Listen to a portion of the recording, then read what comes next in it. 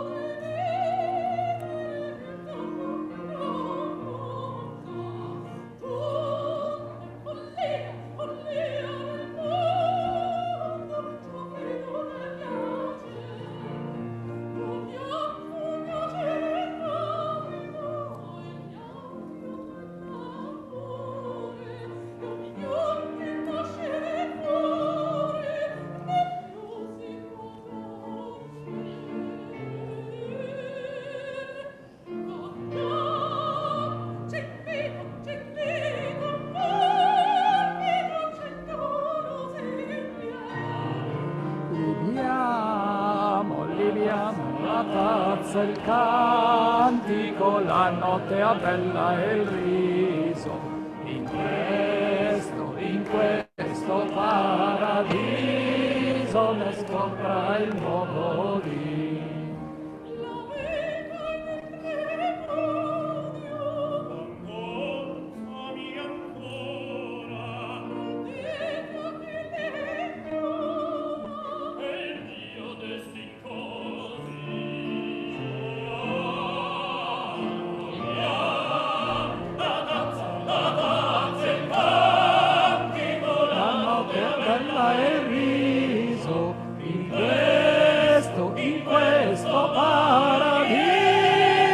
Scopra il nuovo dì.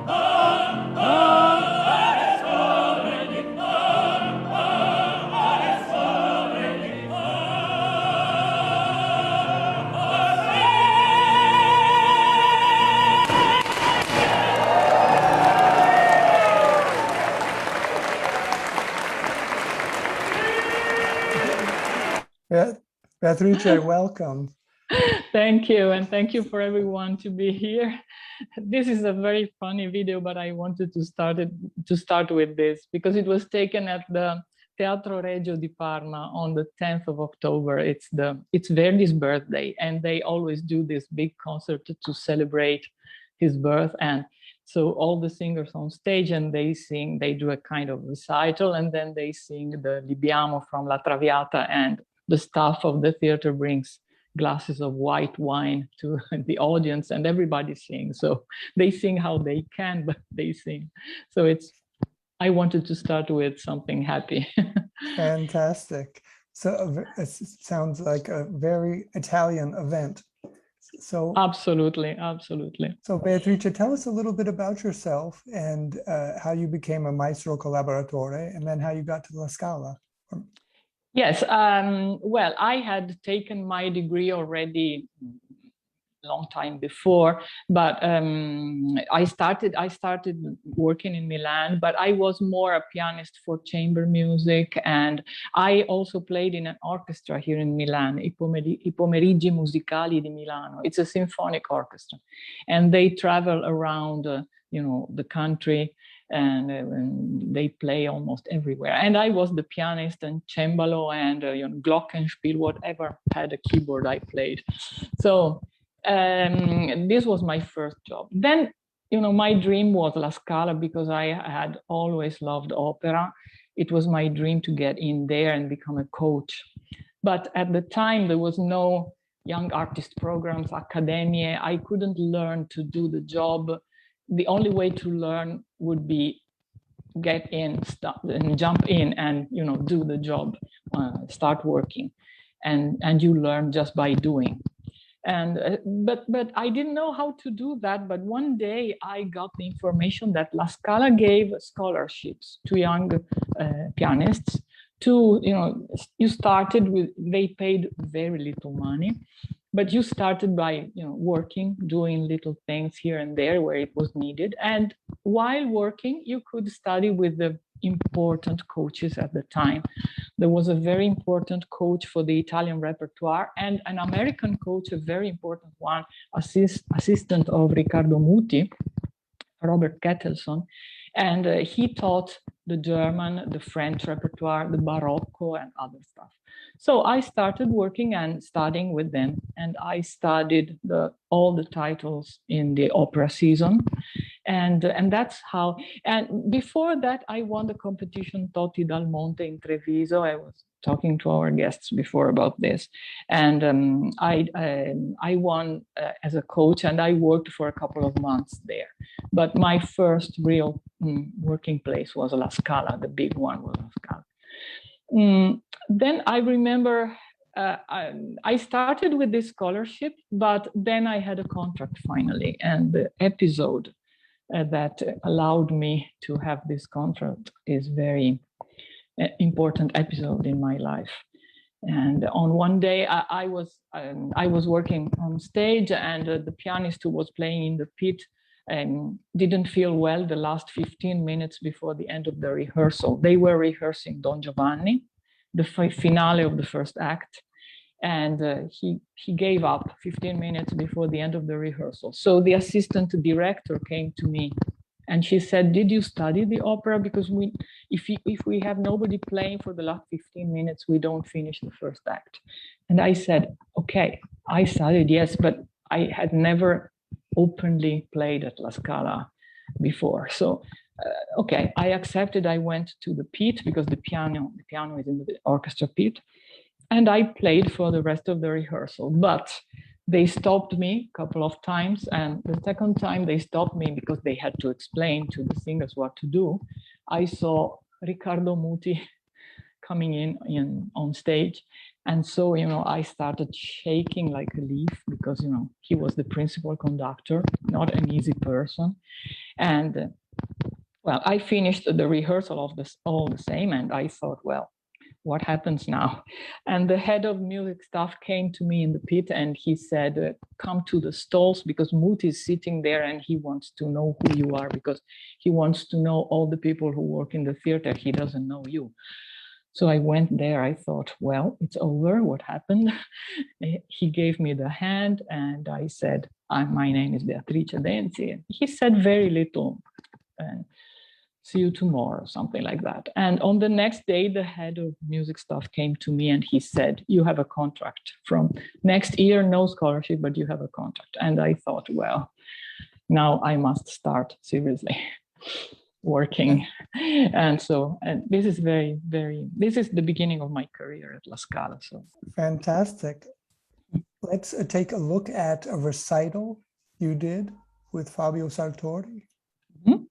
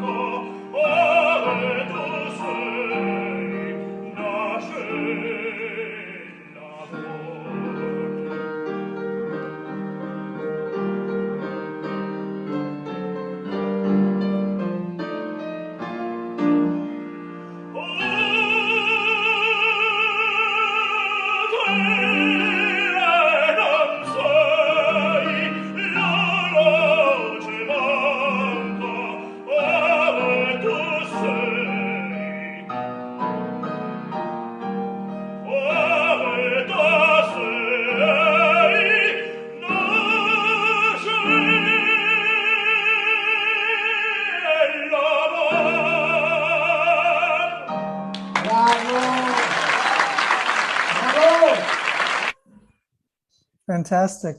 So we have a question from Professor Lino Rivera of St. Mary's College of California. Lino, hi. Hello, Beatrice, buongiorno. Buongiorno. I would say buonasera over there in Milano.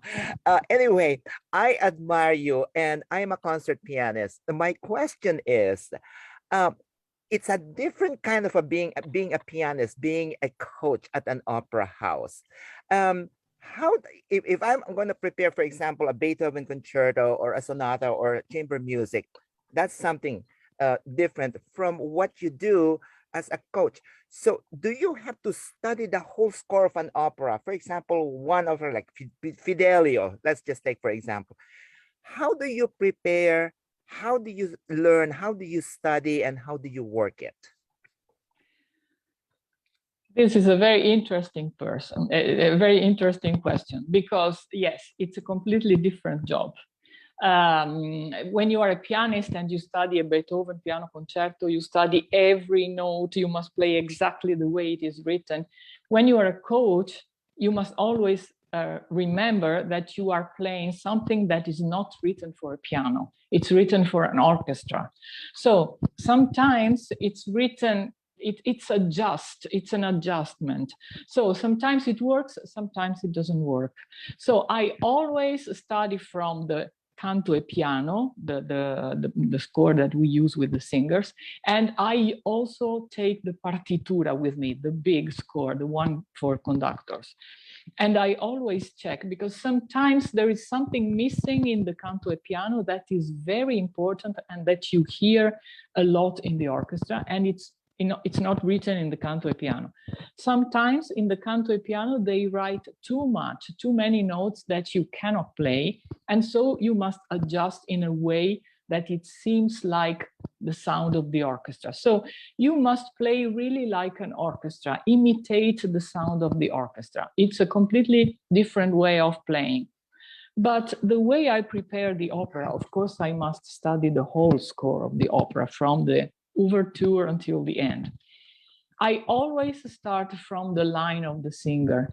I teach to coaches too here at the Accademia della Scala, and I always tell them, start from the line of the singer, because when you know exactly the cantato, the line that they are singing, then you can study the accompaniment in function of the line of the singer. If you study the piano first, the part of the piano first, and then you add the parts that they sing, you can be, you know, mistaken sometimes, because you don't know what the singer is singing and where they are breathing, where they need to take more time because of a coloratura, because of something that you must wait more, you know. It's always better to start singing and then study the piano part. Okay, a follow-up question then. Do you also sing? Because if you say, this is very fascinating to me. So you study the line of the singers. So do you sing as well? Yes, this is important. We must learn the part of the singer, because we must be able to play the orchestra part and be able to sing while we are playing. And this is useful because in two moments, it's very useful in a couple of moments. First of all, when you teach the score to a singer, he needs to learn his part, and that's why you must sing the part of all the other singers. I mean, he's answering to someone else every time he sings. So if you are teaching the role to him alone, you must sing the part of all the others. So he must know who is singing before and after him. So to learn when to start, the rhythm exactly. And also, when you work with the directors for the stage rehearsals, sometimes you have the soprano, you have the mezzo soprano, and you don't have the tenor because he has a permission on a certain day, he's singing something else, or he's ill, you never know. So you must be able to sing the part of the singers who are not present at the rehearsal. Otherwise, you can't rehearse because they have empty moments, you know. So this is why you must know very well what the singers do. It seems to me like this is like 10 times the amount of work like a regular pianist would do. And I appreciate that. Now, Beatrice, where did you get your training on this? I mean, I don't know of any school that gives this kind of degree. How did you learn and how did you go about this? There are many schools who teach this now, because now in the Conservatorio in Italy, they have a program for coaches in every music school in Italy. But at the Accademia, the young artist programs, there are programs for coaches. At the Accademia del Teatro alla Scala, at the Accademia del Maggio Musicale in Florence, at the Accademia in Rome, they teach to young pianists how to become a coach. When I was young, there was not a school that taught how to do the job. So the only way was step in a theater and start doing. You learned by doing. That was the only way.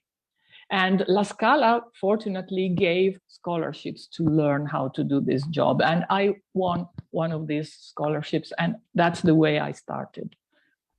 Okay, so we have Professor Lino Rivera gave us a great place to start our conversation about what does a maestro collaboratore, as the coach term is in Italian, what do they do? And as we'll see, Beatrice, what she does is actually even broader than what she just told Professor Rivera. So we'll start with a video of Beatrice accompanying the director of La Scala, Riccardo Muti. Poi faccio.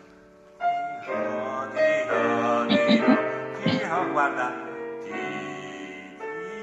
In 4. E qui concludi. Poi un nuovo parentesi. Capito? Il duetto inizia dopo. La battuta importante è rallentato. Okay. So Beatrice, tell us a little bit about what happened there. Yes, this is a music rehearsal. So this is the most stressful rehearsal for a coach, because it's a rehearsal that is only focused on the music, and the conductor explains what he wants from the singers, musically speaking. This is not Riccardo Muti, it's Riccardo Sciai, our actual principal conductor. And we were rehearsing Tosca at the moment. So he was explaining to the singers where he beated the bars in 4, where in 2 when it's fast, where he divided the movements and where he went faster. You know, he was explaining all the technical things that he wanted, and also giving them a reason why he wanted to do things like that and not in a different way. So this is the most stressful moment because you have the conductor close to you, the singers all around you, and you must be useful. What does that mean? I mean, you must not be a problem. When he starts, you must be ready to start from the right point that he wants. When he goes fast, you must go fast with him. When he wants to go slow, you must, follow him all the time, not slow down, not go faster than him. So it's a moment where you must be very, very, very concentrated on him and be his orchestra in that moment. So every time you make a problem, it might be a problem for you in that moment because you are not useful for the rehearsal, so you must be very, very concentrated. Okay, so with that in mind, let's take a look at another video from the same rehearsal.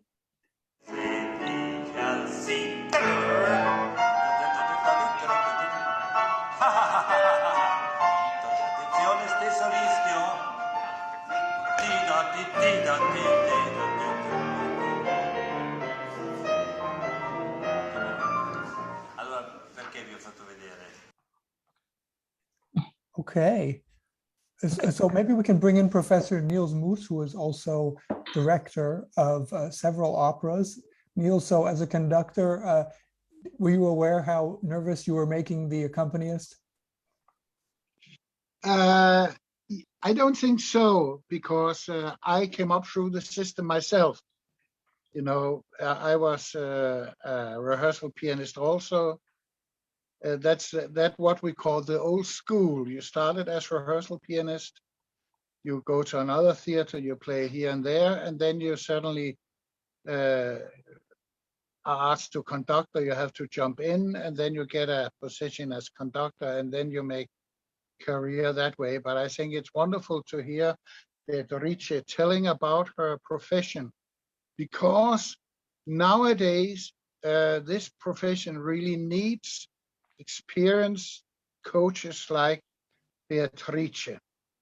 It's really something we lack in the opera world, because I shouldn't say it myself, but a lot of people, they have the immediate ambition to become conductors, and the opera houses really need very high quality coaches like Beatrice. And we cannot underestimate her part of such a production and also in an opera house, also in La Scala, and keeping this tradition alive. We must also understand Beatrice is also a person who is a part of history, and also a part of also giving tradition on to the next generation. Okay. Beatrice, your response, or shall we go to the next video? Thank you. Beautiful words. But yes, we need people to do this job, of course. Yes. Okay. Let's go watch the stage rehearsal that Beatrice is doing at La Scala. Sì. 110, sì, sì.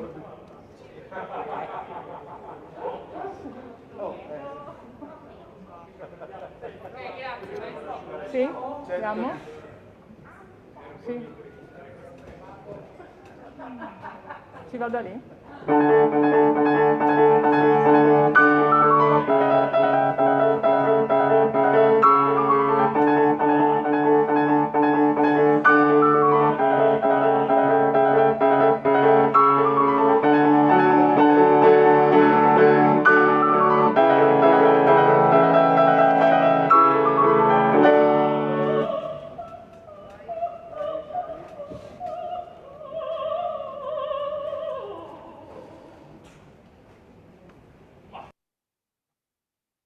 Great. So Beatrice, so I believe you're in the pit of La Scala where the musicians of the orchestra would be. Tell us exactly what you're doing and what's happening. Somebody, I guess, is singing, but we don't hear them very well.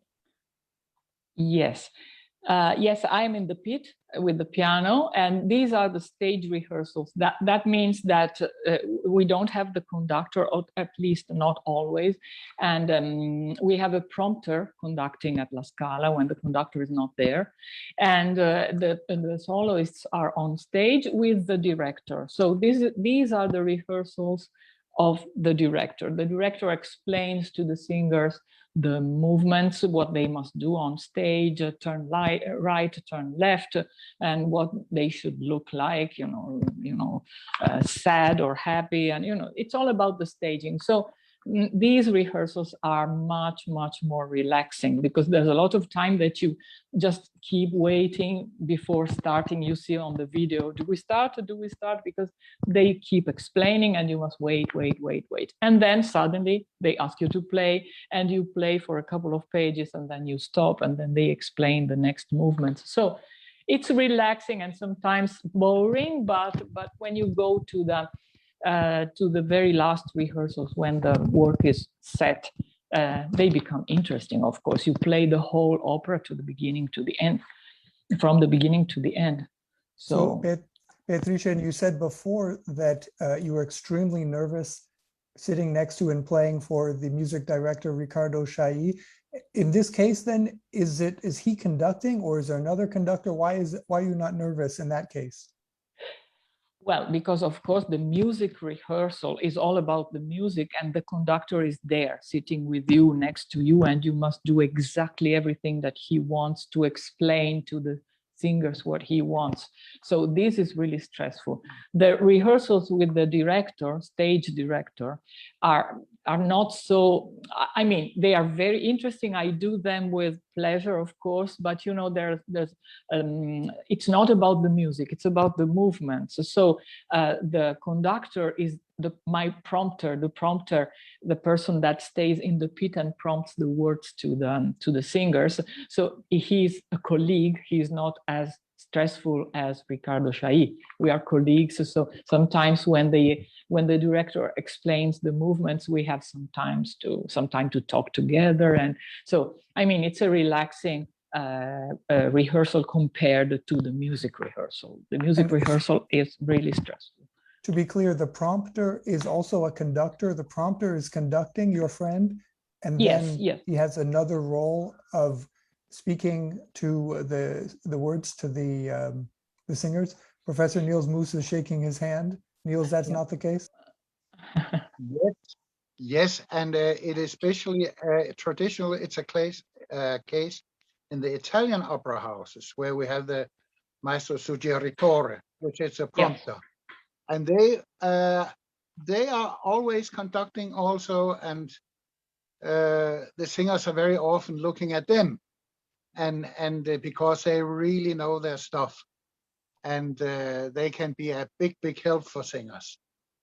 And we had a very famous incident in the 50s in Vienna where Karajan, he brought an Italian prompter to the Vienna State Opera, and I think all people went into strike in Vienna.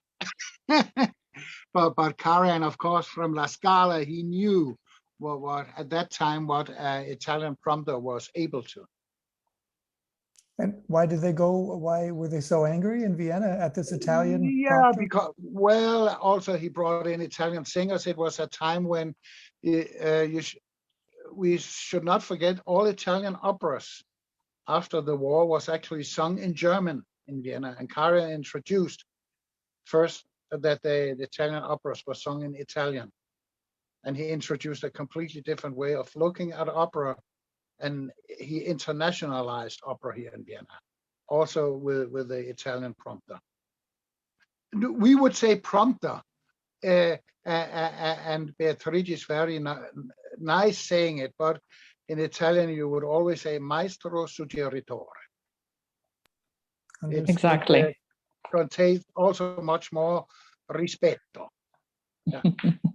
So, Beatrice, do you know the other maestro suggeritore from other opera houses? Have you had that experience in Vienna where musicians, prompters work differently, or? I know that they prompt differently. I don't think the maestro suggeritore in Italy is different. I know this because he doesn't just prompt the words. I think in Germany it works more like that. They give the words just a little before they start singing. In Italy, they give the word, but also the cue when they should start.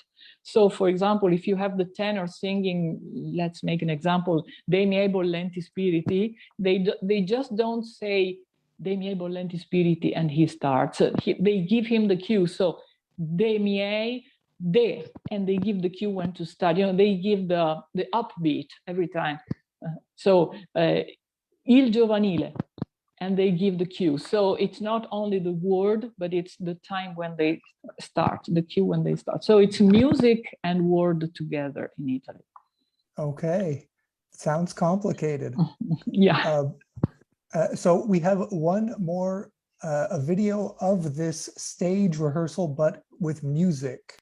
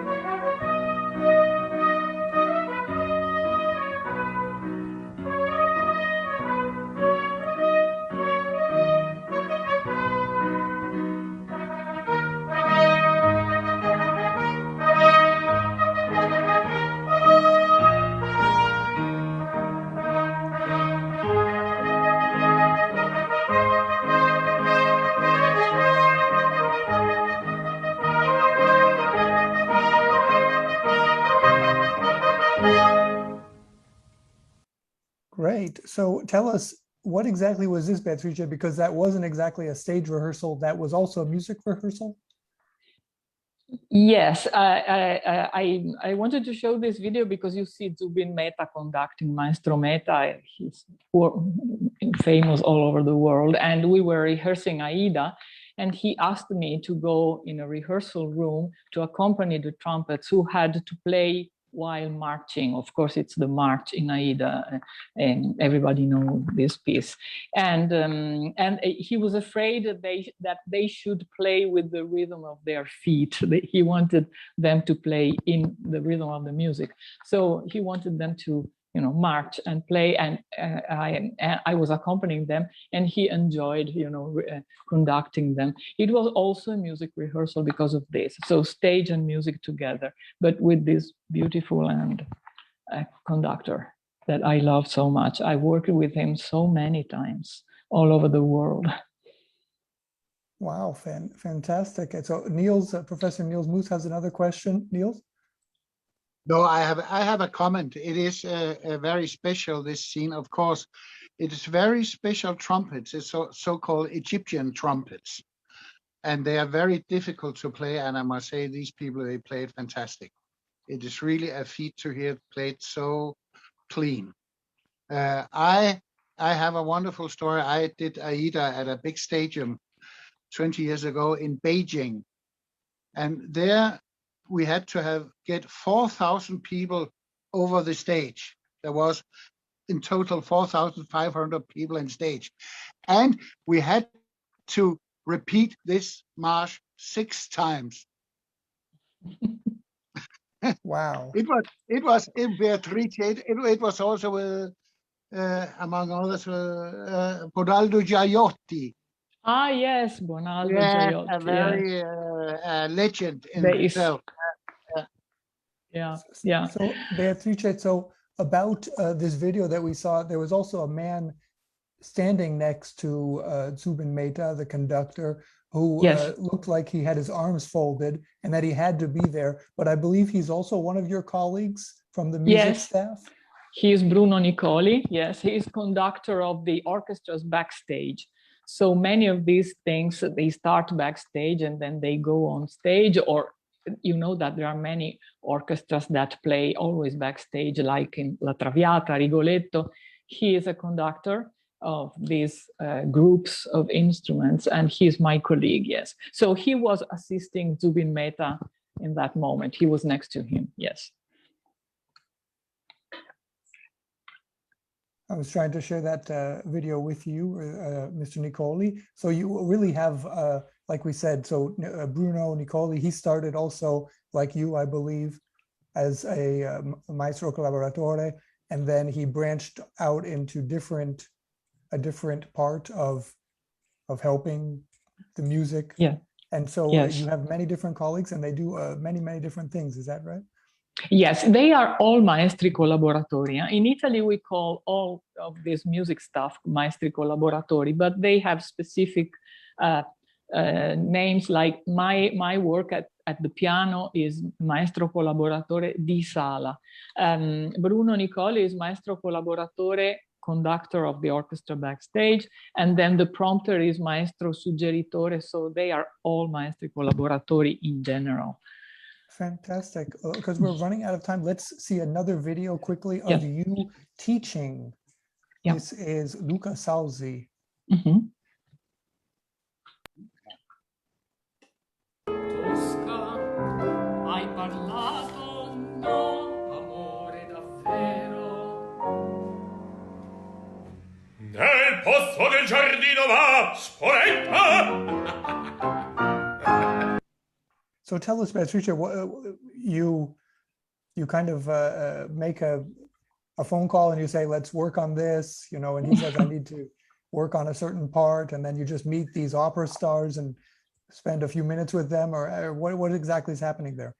This is a private coaching. I mean, many times the singers who must, you know, sing a role at La Scala, they come before to go through the whole part with the coach in the theater, because they know that we take care of all the details, so they feel safer if they come just a little before to go through the role. And Luca came to study Scarpia because he was singing Tosca on the 7th of December, the opening night of the opera season. So, you know, the responsibility was huge, and so he came to study. And it's very usual that singers come to La Scala before they make a debut, because I remember in the past seeing Samuel Raimi coming to La Scala to study with Robert Kettelson. So the same thing is happening now with us. They come here and we give them private coachings to prepare their roles. And this is an example of what I was saying before. We must sing all the other singers' part so that the single singer learns his own part. So that's why we must know all the line of the singers. Okay, and tell us about this, Beatrice. This is you playing with the orchestra? Yes, because at La Scala we also do this. This is really particular because it doesn't happen in other theaters. When there is a piano part in the orchestra, this was Prokofiev, Capuletti, and Montecchi, and Romeo and Juliet, this is Romeo and Juliet by Prokofiev. There is a piano playing in the orchestra, and we do this when we have some time free from the opera productions. This was an open-air concert at Piazza del Duomo in Milano with the Orchestra Filarmonica della Scala, and it was live on television, and I was playing the piano with them. And Riccardo Chailly was conducting. And did he make you nervous when he was conducting, or not as much as when you were playing the orchestra yourself? No, he always makes you nervous. He's very demanding every time you work with him. So, but I like working with him in any case. I think I like demanding conductors that know what they want. I love that. We have to go to another quick video. This is you accompanying a recital at La Scala. Gregory Kunda is singing.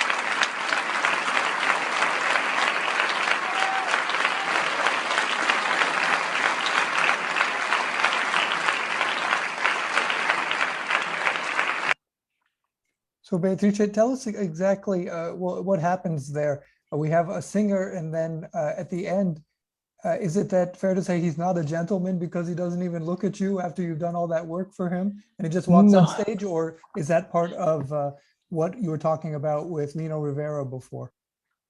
No, he doesn't look at me because he came back then and sang several other arias, so it was not the end of the concert. But also, you know, when you play for a chamber music recital, like for example, you play for Winterreise or Schubert, Schumann, the singer looks very much at the pianist. There are many nuances, and you know, chamber music is different. But when you accompany opera arias, you just, you know, it's well known. The aria is well known by the singer. It's well known by you, so you just follow him and you accompany very easily. It's much easier to accompany opera arias. You don't need to look at each other. And he always stepped forward, you know, to be heard, even if he has a huge voice and he's beloved in Italy and in Spain. He sings a lot here. Very rarely in America, but he's a big voice. That's a big voice. we will speak about big voices. Fantastic. So I would like now for us to talk about your work with young artists, and especially with this young artist program that we said at the beginning. Yes. I'm wondering, first I'd like to bring in Eugene Richards, who is a baritone part of the program, who has worked with you. Hi, Eugene. Hello, hello. So let's have quickly a video of Eugene. Let's take a look at his singing. This is him singing Wagner.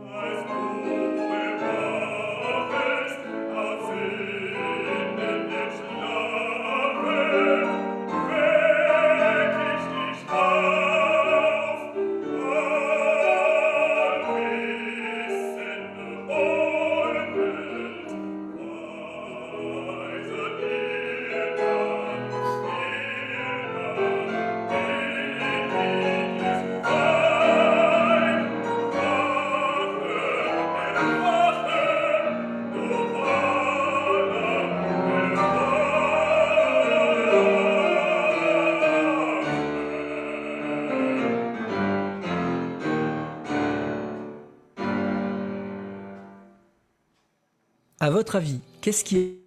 Great, fantastic. So tell us a little bit about this, Eugene. You seem to tell us a little bit about this video, please. So that video is from an audition in Estonia pre-COVID, which feels like a lifetime ago. But yeah, so that was an audition for some opera houses from Europe.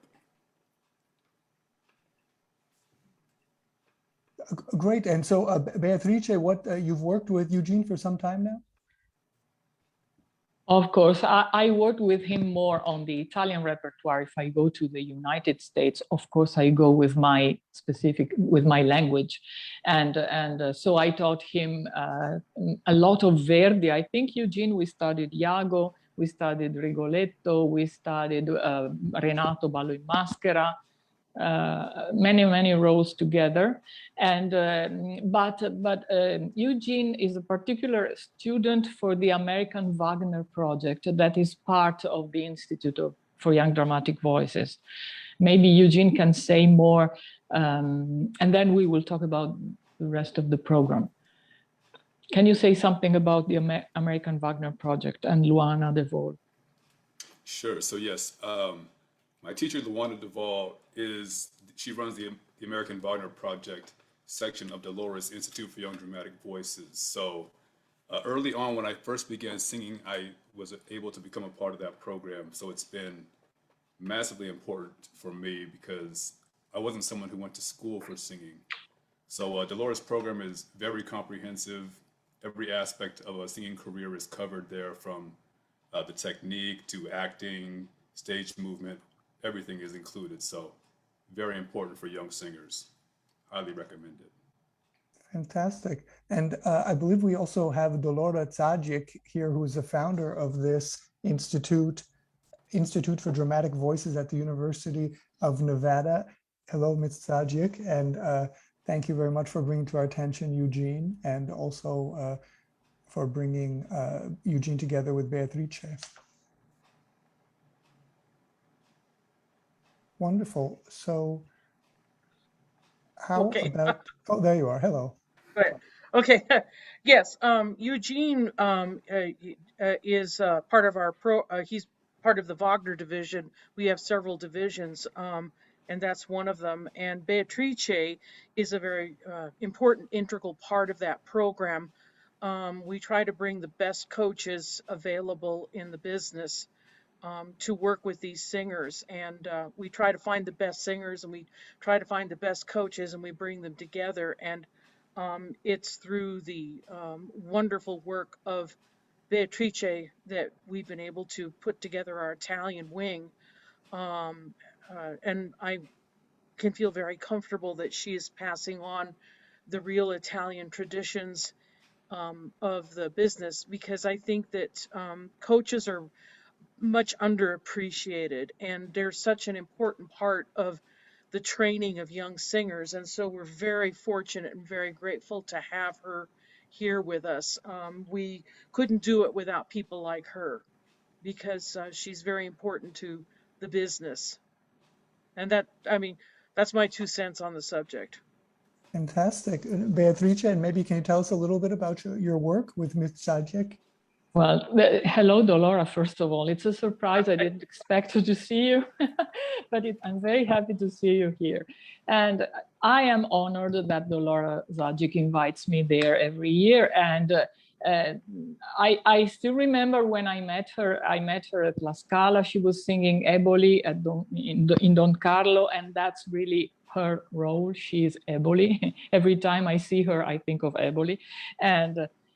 And so we started working together. She asked me to go through the role of Azucena, and I thought, oh my God, she's been singing this all her life. Where does she have to learn from me? But we sat there together, and she studied, and she learned something new, maybe about pronunciation.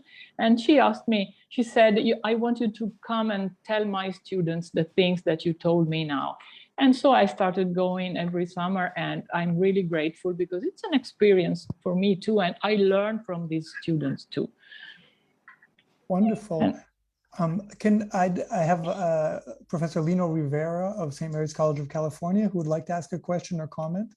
Lino? Yes, I have a question for Beatrice again. What is the lingua franca of opera coaching? I notice and I highly admire your strong command of the English language, very, very fluent and articulate. And I'm wondering, how many languages do you speak in order to work with international singers that come your way? And what is the lingua franca of your profession? Well, lingua franca is English. Of course, with English, you can speak to everybody in the world. But it's very important to know some German, some French, because, you know, there's a lot of German and French repertoire. At La Scala, I work Italian and French most of all. So I speak French fluently. Italian is my language, and some German. I speak some German. And I think it's important for a coach to speak at least these 3 languages: German, French, and Italian most of all, because opera was started here in Italy, so it's important to speak Italian, absolutely. Fantastic. So I believe Professor Niels Moos surely has something to say. Niels?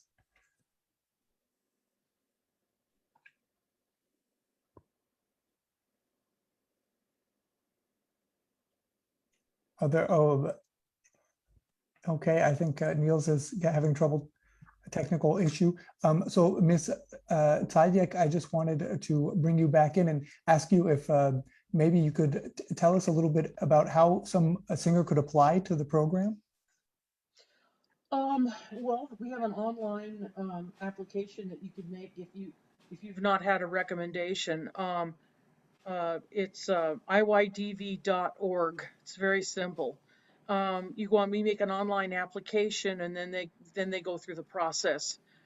We have several people who adjudicate these people. Oh, okay. Oh, you're showing our thing. You're right here. Yeah, we have 6 levels of development. We have 6 separate programs.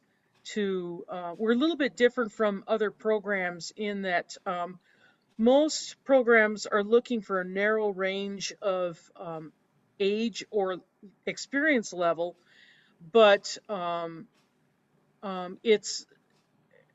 and we have a much wider range of experience level, and they have a wider range of voice types because we look for specific voice types. And so because of that, we have successive programs that you graduate from one program to the next until you're an established professional. This is that's what makes it unusual, mainly because it's hard to find dramatic voices, so we want to get them at all levels of development. We have everything from, we have a high school program for called Opera Discovery, to young professionals who have already made a major debut in a major house and they already have management, but they haven't established themselves, they haven't made all their debuts yet. So until they're actually established, they're part of the program. So that's how we function, and you have to qualify from one program to the next. If you don't gain certain skills within a certain period of time, then you can't get into the next level. So, and we Understood. take people, yeah, and we take people from the outside that come in at higher levels as well. So, if they've got a dramatic voice, we try them out. We see if they've got what it takes, and but we're pretty good at screening because we have an expert panel of people that make decisions, of which Beatrice contributes in making decisions as to who we take and who we don't take. Fantastic. So I believe Professor Niels Moos is back with us. Niels, hi. Yes. Hello, Mrs. Sajik. It's a big honor to be on a program with you, first of all. And I think you're doing wonderful work, because in the system we have nowadays with music schools, where people are very young, it's very hard to accommodate the dramatic singers who often develop a little later. And there, such a program that you are doing is really very important for the whole business. And we thank you a lot. Well, thank you. I couldn't do it without people like Beatrice, that's for sure. Thank you, Laura. Last question we have for the evening. Unfortunately, we're almost out of time. What does the future look like to Beatrice? Beatrice, tell us what it's been two extraordinarily difficult years. What's the future look like to you?